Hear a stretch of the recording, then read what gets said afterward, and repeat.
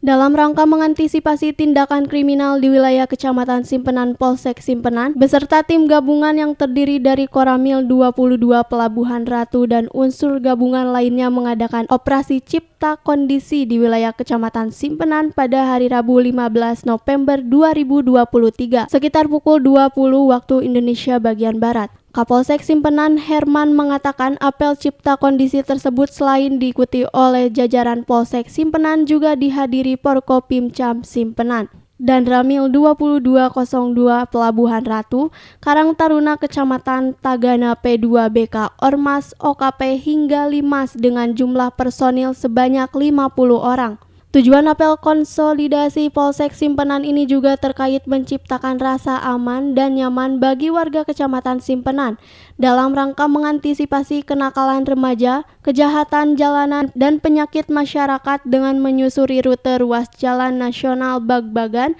hingga jalur Kiara 2 serta jumlah jalur desa dengan membagi 3 tim.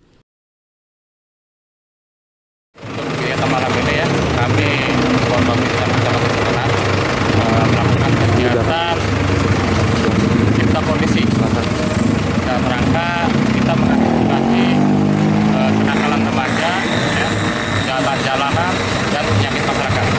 Nah, jadi kita dengan CB kita hunting menelusuri rute dari Bagbagan ke arah Kiara 2 dan juga sebaliknya, ya. Dan arti apa? Kita memastikan situasi kondisi wilayah Simpenan ini aman dan kondusif.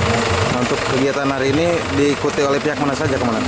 Untuk kegiatan hari ini diikuti oleh Polsek dengan 5 personil, terus Koramil Pelabuhan 5 personil, Pol PP 5 personil, terus dari Karang Taruna Kecamatan Simpenan, dari OKP, ya, kemudian dari Limas, Tagana, P2B. Dari Kecamatan Simpenan, Kabupaten Sukabumi, Indra Sopyan melaporkan.